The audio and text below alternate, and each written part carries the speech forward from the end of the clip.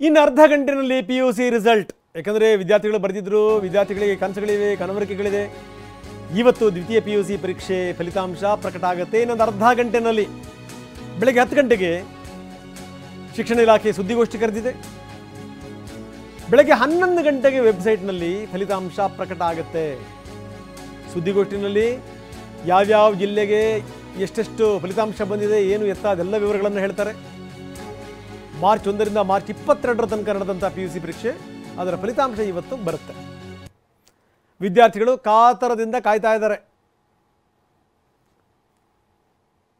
ಇವತ್ತು PUC exam ಬರೆದಿರುವಂಥವರು ಮಕ್ಕಳುಗಳು ಮಾತ್ರ ಅಲ್ಲ, ಇಡೀ ಅವ್ರ ಕುಟುಂಬ, ಅವ್ರಿಗೆ ಸಂಬಂಧಪಟ್ಟಿರುವಂಥವರು ರಿಸಲ್ಟ್ ಏನಾಗುತ್ತೆ ಅನ್ನುವಂಥ ಕುತೂಹಲ ಅತ್ಯಂತ ಸಹಜವಾಗಿರುತ್ತೆ. ಬೆಳಗ್ಗೆ 11 ಗಂಟೆಗೆ ನೀವು ವೆಬ್ಸೈಟ್ನಲ್ಲಿ ನಿಮ್ಮ ಫಲಿತಾಂಶಗಳನ್ನು ನೀವು ನೋಡ್ಕೋಬಹುದು.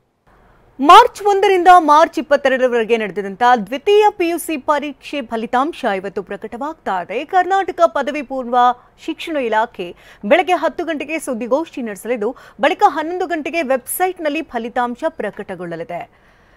KRResults.nic.in ವೆಬ್ಸೈಟ್ನಲ್ಲಿ ಫಲಿತಾಂಶ ಪ್ರಕಟವಾಗಲಿದ್ದು, ವಿಜ್ಞಾನ, ವಾಣಿಜ್ಯ, ಕಲೆ ವಿಭಾಗ ಸೇರಿದಂತೆ ಎಲ್ಲಾ ವಿಭಾಗಗಳ ಫಲಿತಾಂಶವನ್ನು ಏಕಕಾಲದಲ್ಲಿ ಪ್ರಕಟಿಸಲಾಗುತ್ತೆ.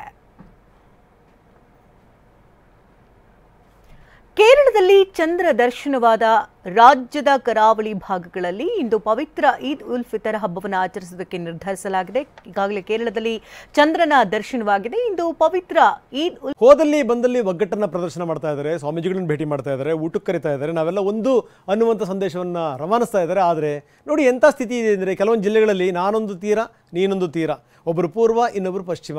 ಈಗ ಪ್ರೀತಮ್ ಗೌಡ್ರ ಬಗ್ಗೆ ಹೇಳಬೇಕು, ಇನ್ನು ಪ್ರಜ್ವಲ್ ಬಗ್ಗೆ ಹೇಳಬೇಕು. ಒಂದೇ ಕಡೆಗಿದ್ರೂ ಕೂಡ ಒಬ್ರಿಗೊಬ್ಬರು ಮುಖ ನೋಡ್ತಾ ಇಲ್ಲ, ಒಬ್ಬರು ಪರವಾಗಿ ಒಬ್ಬರು ಕ್ಯಾನ್ವಾಸ್ ಮಾಡ್ತಿಲ್ಲ. ಇವತ್ತು ಬೆಳಗ್ಗೆ 10:30ಕ್ಕೆ ಪ್ರೀತಮ್ ಪತ್ರಿಕಾಗೋಷ್ಠಿ ಕರೆದಿದ್ದಾರೆ. ಏನು ಘೋಷಣೆ ಮಾಡ್ತಾರೆ ನೋಡಬೇಕು. ಮೊನ್ನೆ ಹೇಳಿದ್ದಾರೆ ಅವರು, ಪಕ್ಷ ಏನು ಹೇಳುತ್ತಾ ಕೆಲಸ ಮಾಡ್ತೀನಿ ಅಂತ. ಈ ಕಡೆ ಸಹವಾಸವೇ ಬೇಡ, ನೀವು ಬೇರೆ ಬೇರೆ ಭಾಗದಲ್ಲಿ ನೀವು ಮತಯಾಚನೆ ಮಾಡಿ ಹೋಗಿ ಅಂತ ಕಳಿಸಿದ್ರು ಅವ್ರನ್ನ. ನೋಡ್ರಿ, ಎಲ್ಲೆಲ್ಲಿ ಅವ್ರ ಕ್ಷೇತ್ರದಲ್ಲೇ ಈಗ ಹೊಳೆನರಸೀಪುರದಲ್ಲಿ ಎಷ್ಟು ಓಟುಗಳು ಬೀಳ್ತಾವೋ ಅದಕ್ಕಿಂತ 1 ಓಟು ಜಾಸ್ತಿ ಇಲ್ಲಿ ಬೀಳುತ್ತೆ. ಇನ್ನೇನು ಬೇಕು ಹೇಳಿ ಮೈತ್ರಿ ಅಭ್ಯರ್ಥಿಗೆ ಅನ್ನುವಂಥ ಮಾತು. ಹೆಸರು ಕೂಡ ಹೇಳಲ್ಲ ಪ್ರೀತಮ್ ಗೌಡ, ಹೆಸರನ್ನು ಕೂಡ. ಹಿಂಗಿದೆ ಸ್ಥಿತಿ. ಅತ್ಯಂತ ಸಹಜವಾಗಿ ಏನು ಅಂದರೆ, ನಾಯಕರುಗಳು ಒಂದಾದ ತಕ್ಷಣ ಏನು ಕಾರ್ಯಕರ್ತರು ಒಂದಾಗಕ್ಕೆ ಸಾಧ್ಯನಾ? ಜಗಳಾಡಿರ್ತಾರೆ, ಗುದ್ದಾಡಿರ್ತಾರೆ, ಹೊಡೆದಾಡಿರ್ತಾರೆ, ಪಕ್ಷ ಕಟ್ಟಿರ್ತಾರೆ. ನಾವು ಒಂದು ಅಂತ ನಾಯಕರು ವೇದಿಕೆ ಮೇಲೆ ಕೈ ಎತ್ತಿದ ತಕ್ಷಣ ಎಲ್ಲರೂ ಜೆಲ್ಲಾಗ್ಬಿಡ್ತಾರೆ ಅಂತ ಹೇಳೋಕ್ಕಾಗಲ್ಲ. ಆದರೆ ಒಂದು ಮಾತ್ರ ನಿಜ, ಪ್ರತಿ ಸೀಟೂ ಕೂಡ ಇಂಪಾರ್ಟೆಂಟ್ ಈ ಸಂದರ್ಭದಲ್ಲಿ. ಹಾಗಾಗಿನೇ ಯಾವುದೇ ಸಮಸ್ಯೆಗಳಾದರೂ ಕೂಡ ರಾಧಾ ಮೋಹನ್ ದಾಸ್ ಎದ್ನೋ ಬಿದ್ನೋ ಅಂತ ಓಡಿ ಬರ್ತಾರೆ, ಎಲ್ಲದನ್ನೂ ಕೂಡ ಸರಿ ಮಾಡುವಂಥ ಪ್ರಯತ್ನ ಮಾಡ್ತಾರೆ. ಪ್ರೀತಮ್ ಗೌಡ ಜೊತೆಗೂ ಕೂಡ ಮಾತುಕತೆ ಮಾಡಿದ್ದಾರೆ. ಇವತ್ತು 10:45 ಅಷ್ಟೊತ್ತಿಗೆ ಪ್ರೀತಮ್ ಗೌಡ ಇವತ್ತು ಪತ್ರಿಕಾಗೋಷ್ಠಿ ಕರೆದಿದ್ದಾರೆ. ಪತ್ರಿಕಾಗೋಷ್ಠಿಯಲ್ಲಿ ಏನನ್ನು ಹೇಳ್ತಾರೆ, ಏನಾದರೂ ಮುನಿಸನ್ನು ಮರೆತು ಏನಾದರೂ ಇವರಿಬ್ಬರು ಒಂದಾಗ್ತಾರಾ? ಕೊನೆಗೇನು ಅಂದರೆ, ಆಯಿತು ಪಕ್ಷ ಹೇಳ್ತಾ ಇದೆ, ಹೀಗಾಗಿ ನಾನು ಅಭ್ಯರ್ಥಿ ಪರವಾಗಿ ನಾನು ಮತಯಾಚನೆ ಮಾಡ್ತೀನಿ ಅಂತ ಪ್ರೀತಮ್ ಗೌಡ ನಿರ್ಧಾರ ಮಾಡ್ತಾರಾ?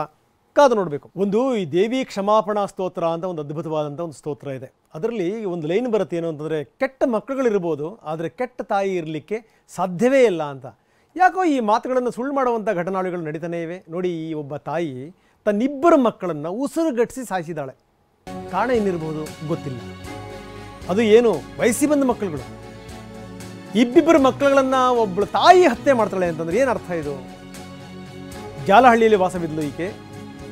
9 ವರ್ಷದ ತನ್ನ ಪುತ್ರಿ ಮತ್ತು 7 ವರ್ಷದ ಮಗ, ಇಬ್ಬರನ್ನೂ ಕೂಡ ದಿಂಬಿನಿಂದ ಉಸಿರುಗಟ್ಟಿಸಿ ಕೊಲೆ ಮಾಡಿದ್ದಾರೆ. ಏನು ಹೇಳ್ತೀರಿ ಈಕೆ ಬಗ್ಗೆ? ಏನು ಕಷ್ಟಗಳಿತ್ತು, ಏನು ತೊಂದರೆಗಳಿತ್ತು, ಏನು ಮಾನಸಿಕ ಯಾತನೆಗಳಿತ್ತು? ಅದೇನೇ ಆಗಲಿ, ತೀರಾ ಹೆತ್ತ ಮಕ್ಕಳುಗಳನ್ನು ಕೊಲ್ಲುವಷ್ಟರ ಮಟ್ಟಿಗೆ ಕೆಲವು ಸಂದರ್ಭಗಳಲ್ಲಿ ಏನಾಗುತ್ತೆ ಅಂತಂದರೆ, ತಾಯಂದರು ಭರವಸೆ ಕಳ್ಕೊಂಡ್ಬಿಟ್ಟಿರ್ತಾರೆ. ಯಾಕಂದರೆ ಒಂದು ಕಡೆಗೆ ಗಂಡ ಸರಿ ಇರಲ್ಲ, ಇನ್ನೊಂದು ಕಡೆಗೆ ಏನಂದರೆ ನೆಲೆ ಇಲ್ಲ, ಬೆಲೆ ಇಲ್ಲ.